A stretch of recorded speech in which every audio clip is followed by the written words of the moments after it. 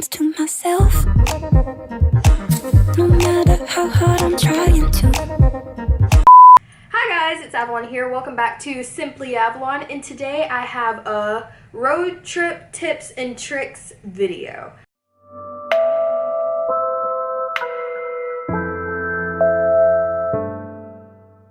Basically all the hacks that I learned so that you can avoid the mistakes that I made. Okay, so firstly, behind me is a notebook. As always, it has all of the information that I am reading out to you. So if I look down, that's why. So the first thing that I learned when going on a road trip is that there are a few apps that are just priceless when you are going on a road trip. The first one is Park Me, especially if you're going to colleges like I did, especially like the Ivy League colleges. I don't know why, but when we went to Harvard, it took like $30 just to get an hour's worth of parking. So Park Me, all you have to do is type out your location and it finds you the cheapest parking in your area. And that is very, very good if you're going anywhere when it comes to a road trip, because you don't want to get towed away because you were parking in the wrong area. Then the next thing is Gas Buddy. This is actually an app that my dad told me about, and basically it finds the cheapest gas and also the closest gas station to your location. The next thing that I have is Google Maps. Hands down, this is probably the best Maps app out there, and I've used the iPhone Maps app and a few others with when I had an Android, the Samsung S4, but I think that Google Maps takes the cake easily. So, I mean, you can just type out your location. It literally tells you about the traffic, and it was very, very on point when we were traveling up to Cambridge. There was a car crash, and it told you about it. It just told you how much of a delay, construction. Next thing that I have is the Hilton Honors app. Now, this is really only for those of you who actually use Hilton hotels when you are traveling. Either way, he uses that app and it can actually tell you a hotel near your location. So when we were first going up all the way to Massachusetts, which was the farthest point that we went, and we already had all of our hotels mapped out, but when we were coming back down from New York, which was our last stop, once we came down from New York, we didn't actually book any hotels because we didn't know how far we'd be able to drive depending on how tired or not tired we were. So when it came around 10 o'clock p.m. when we were trying to drive home, we decided to stop in Knoxville, Tennessee and find a hotel. This app would have saved us a bunch of headache calling Hilton Honors and whatnot, and all it does is just takes your location and tells you the hotels in the area and also what the rates will be with depending on what you use. So like if you use the AAA rate, then how much it'll be. So it was great once we actually learned about it. So I hope you guys will use that app if you go to Hilton hotels. Then the next thing is Yelp. Now, we didn't really use this for our trip as much, but on other trips we have, and it just tells you the restaurants and all kinds of other places around you. But I also should mention that the Google Maps app actually has a button that you can press that tells you all the restaurants, gas stations, rest stops, all that kind of stuff around you, and it also uses the Google ratings. It tells you the ratings and reviews that people have made on Google. Another tip and trick that I've actually learned is to pack snacks and water. This is like, please pack yourself some snacks and water. Oh, something in my hand. Okay, we're good. But, I mean, if we wouldn't have packed like Gatorade, water, and like just some snacks that we can just eat while we were heading up to North Carolina, which was 8 hours away, we would have had to make so many more stops than was needed if we would have already had packed our snacks. And another tip for that is to actually pack a cooler and fill it with ice on the first day so that you can actually keep your drinks and other snacks like yogurt and whatnot cool. And if you end up going to a hotel, this is just like a cheap trick if you're kind of like me, make sure beforehand that you have packed some Ziploc bags. So if the hotel that you go to actually gives you breakfast, then you can actually pack away some of those muffins and cereal and yogurt and stuff like that for your snacks on the way for your road trip. And I think that's a really, really good tip for those who are traveling, especially if you're like me and you were traveling with your siblings who are all younger than you. And I mean, we all know we all get hungry sometime, especially when it's a long trip. Next thing is pack something to do.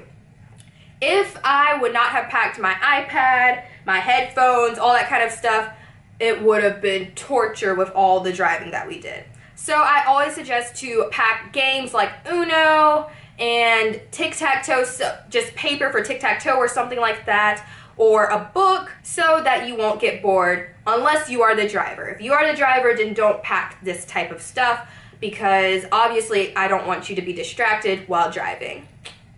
So another thing that I also suggest packing is your headphones or earbuds, and also pack a case for them.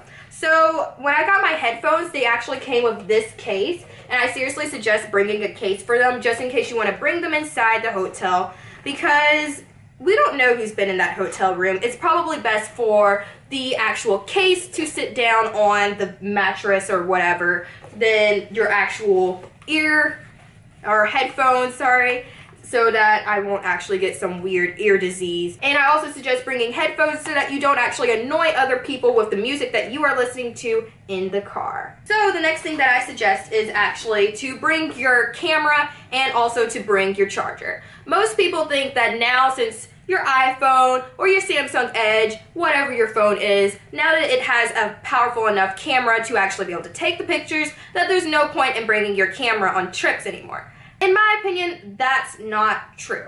You should totally bring your camera just as a backup, even if it's travel friendly, especially with you, just so that you don't fill up all of the space on your iPhone with photos. So if your camera uses film, like the Polaroid cameras, then also bring extra film, because you never know how many pictures you're gonna take. I know personally I took probably around 200 in DC alone.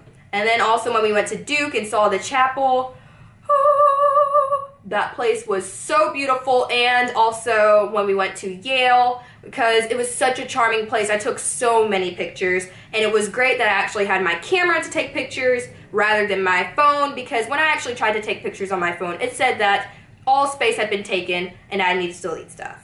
Next thing I also say, most people actually surprisingly forget something that's super important. I'm guessing that you guys know what I'm talking about, and that is your charger. Next, I also suggest to pack light. For me, I know that I have my suitcase still back here, but it was totally overpacked. I really didn't have to bring as many tops and like dresses that I brought, but I did. So I only suggest, like, depending on where you're going. I went for 9 days and we went up and down the East Coast. So I suggest just bringing a few pairs of jeans, some of your favorite tops that you know that you can wear that are versatile, that you don't necessarily have to wear with only one set pair of jeans, but that they can be worn with shorts or a skirt, whatever you like to wear, and also bringing a few pairs of shoes. My biggest problem is I brought wedges, and I also brought a few pairs of sandals and flip-flops, and I didn't end up wearing any of them. The only shoes I actually ended up wearing on my trip were my Tevas, my tennis shoes, and my Converse. So I suggest packing light. Next is if you have a car like we did, that's a van or something like that that has a movie player, and you're sitting in the back, just bring some movies. Next is to pack extra money. Especially, I'm not sure if it's just the East Coast, maybe it's the West Coast also. I don't know. In Alabama, we don't have toll booths that I know of. Or maybe it's just a part of Alabama that I live in. But I've been up to Birmingham, Montgomery, Huntsville. I've never seen a toll booth unless I went to Orlando, and even then, that's in Florida. We went up to New York, and we passed probably at least 12 to 15 toll booths. And all we spent over $100 to $150 on toll booths alone. One toll cost $15, and I'm not exaggerating. We literally kept up with all of our expenses just to see how much we were spending at the end of the trip, just to compare it to when we actually went out of the country. And that was totally ridiculous. I just don't understand. Maybe it's just because we don't have toll booths where I'm from, but that does not compute with me. So I definitely suggest bringing some extra money, because if we would not have brought money, they would have actually had to send us a money order, and knowing the powers at be, it would have probably cost even more than $15 just because they had to put it in the mail. Then next, I actually suggest buying a Metro card, depending on where you're going. I went to Washington, D.C., and this was priceless, I kid you not. There was no way we would have been able to walk around Washington, D.C. just on foot for obvious reasons. It's a big place. So I suggest buying a Metro card, and I have mine right here. And I know that these exist in New York also. Well, even though it's not necessarily called a Metro card, but they look like this. And basically it allows you to get on buses and trains, and yeah, you just take a trip on the Metro. Next, I also suggest to bring blankets, and also to, if you are bringing your iPad, download ebooks and audiobooks. No, I'm not being sponsored by Audible or whatever other company there is that actually gives out ebooks and audiobooks. Especially if you're a driver and you want to actually do something other than listen to music, get an audiobook because they usually go on for like 7 to 8 hours anyway, and you get to learn and read a book while you are driving. So I definitely suggest using a platform like Overdrive to download ebooks, or Amazon Kindle, something to that effect. And lastly, I only have 2 more left, I promise. I can already tell that this is going to be a long video. I also suggest to bring a travel backpack, and I can actually show you mine right now because even though I have already unpacked it, I also just have it with me, beside me. And mine just looks like this. This is actually one of my dad's work laptop bags, but he doesn't actually use it because in his field of work, he gets a bunch of these from different vendors. I cannot talk. And yeah, so I actually used the laptop spot just to pack an extra pair of shoes because since I was walking around campuses and whatnot, I wanted to wear nice shoes, but at the same time, if my feet ended up hurting because we were taking a campus tour and an information session, I was about to change into some tennis shoes. And I also used this for when I was traveling in Washington, D.C. because I wanted to wear a nice pair of shoes just for photo purposes. But at the same time, since we are walking around a whole lot, because the whole point of like being in a city that's like that, especially when you're going to the museums, is that you're going to walk everywhere. There is no, yeah, you could take a taxi, but walking to get the full experience. So I also used this to pack some drinks, some snacks, and a little notepad that I used to take notes on all the different schools that we went to. Lastly, my last tip for you is to actually pack, well not pack, but that too, plan in advance. I feel like we actually wasted a few days, well not necessarily days, but a little bit of time that could have been used to explore in all the places that we went to, just trying to do some last minute planning, especially when we first made it to Washington, D.C. We didn't actually get to see most of the memorials because we didn't actually plan in advance all the stuff that we were going to do. So I definitely suggest that before you even go into the car, before you're even like, okay, let's do a road trip, figure out where you want to go in the cities that you are actually stopping at. So if I were to look back at myself again, now seeing Washington, D.C., I would have actually set out, okay, we are staying there for 3 days, so we should go ahead and knock out all of the big museums first that are at the Smithsonian. There we go. So knock out all the main Smithsonian museums first. Then actually on the second day, we get to actually look at the memorials, the National Mall, all that kind of stuff. And then on the third day, we can actually relax, and then still like enjoy Washington, D.C. for what it is. So I hope that this video helped you for a possible road trip in the future, or just travel tips just in general. I hope you enjoyed this video. I've already said this, Avalon. But thanks for watching. Don't forget to like, comment, and subscribe, and I will see you next week.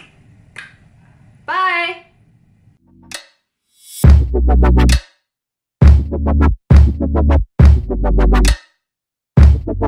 Hey guys, it's Avalon here. Welcome back to Simply Avalon.